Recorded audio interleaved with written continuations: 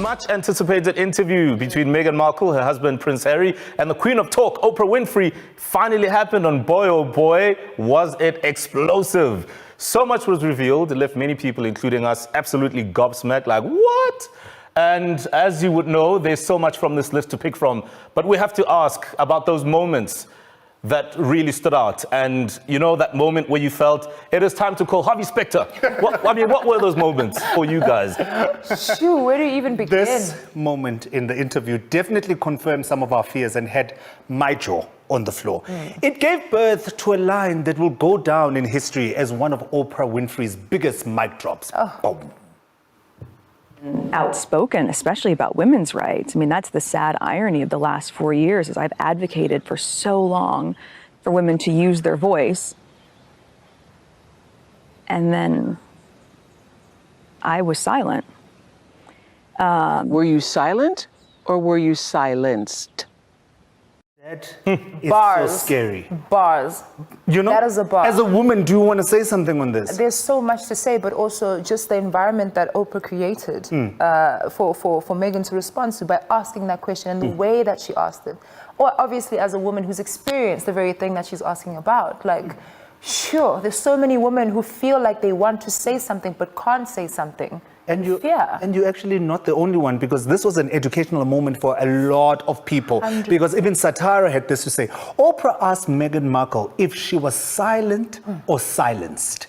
And if I'm reflecting on all the situation in which I felt I could have or should have said something or done more, the answers vary. But that question was a gift and a meditation on self-forgiveness. 100%. I mean, this is almost like a movie we've seen before. I mean, think of Princess Diana. She went through the same thing. Yeah. It's almost like it's happening again, it's happening again. And Harry actually alluded to it and said that I'm afraid of history repeating itself. Sure. Sure, on that note, guys, you know what, I think for me what really stood out was when Meghan Markle spoke about, you know, the constant media comparison between herself and her sister-in-law, Kate Middleton, especially during their pregnancies. You know, media's comparisons between Kate and Meghan's pregnancy were just an absolute nightmare. Check this out. Kate was praised for cradling her baby bump, and the headline about you doing the same thing said, Meghan can't keep hands off her baby bump for pride or vanity. Kate eating avocados to help with morning sickness. I heard about the avocado. But you were eating avocados. And fueling murder, apparently. Now, wolfing down a fruit linked to water shortages, illegal deforestation, and environmental devastation. I don't know why That is absolutely disgusting. I don't know why anybody would even think the fact that someone or a woman with child is holding her belly is being prideful or egotistical. You're literally being protective, because as soon as you step out, people want to come towards you, touch your stomach. You're being protective. You're being a mother.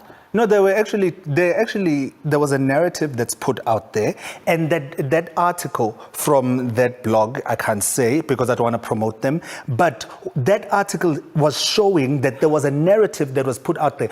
Now the question is, what was the cause? Was it racism or was it something else? But from what I picked up on the interview, it was definitely racism. And the tweets that are out there are racist right now. Speaking of tweets, this is what Helium Walker had to say. Okay, if we're going to put Meghan versus Kate coverage, then let's do it properly, not via a BuzzFeed article with a selective article selection to get the right headline. Honestly, wow. Then we can say they received differential coverage with confidence and draw factual conclusions. What more facts do they want? It's all there. Like, I don't understand that the people that are in defense of this whole thing are actually racist, and it's showing. And the things, they can't even hide it. And this is the point. And there are many things in this whole scenario that are very black and white, excuse the pun. As much as a lot of people are divided over some of these issues. But I've got to say, one of the moments for me that was absolutely jaw-dropping. I mean, this basically left all of us. This was the moment in the interview, the defining moment, the exclusive tell-all. This is almost like what we thought would come but weren't sure. It came, and I think we can all collectively agree that this was such a disheartening revelation. I mean, take a look at this. All around this same time. So we have in tandem the conversation of he won't be given security, he's not going to be given a title. And also concerns and conversations about how dark his skin might be when he's born. What? I mean, that pause by Oprah is quite telling, it's- because that's how the whole world feels, right? It's almost like we knew to some extent that royal family is racist, but that was just a startling confirmation of this. Mo, do you know what was beautiful about this whole thing? And I was really hoping that it would come out, because there's a show that I watch and I fell in love with Umagogo on that show, like in her younger years. It actually came out on the show, on this interview, that she was not the problematic one. Because Meghan spoke about how she was always supportive, that blanket situation in the car. And then Harry said it, I think 3 times, that my grandmother has always been supportive. So now we are left with Charles. We are left with Camilla. We are left with Kate. And we are left with William. And we know Camilla has been naughty since the 60s. And that's when you start to do the process of elimination. What I really love about Meghan is that no names were dropped, but it almost leaves us to just connect the dots. She gives you enough information to figure out who it is without actually saying who it is, so she can actually maybe try stay alive. You know what I mean? And also, just for my family, where we've seen them marrying relatives, for them to be concerned about how dark the baby's skin will be is another baffling thing to me. So you can marry your cousin, but the baby can't be mixed race. First of all, they should be honored by that melanin. Let's start there. If it wasn't for all the memes with what Archie looks like now versus what the royal family thinks Archie is going to look like later, I don't know, maybe Archie Moroka, maybe this was the fear from the royal family. I mean, this for me it just kind of sums it up.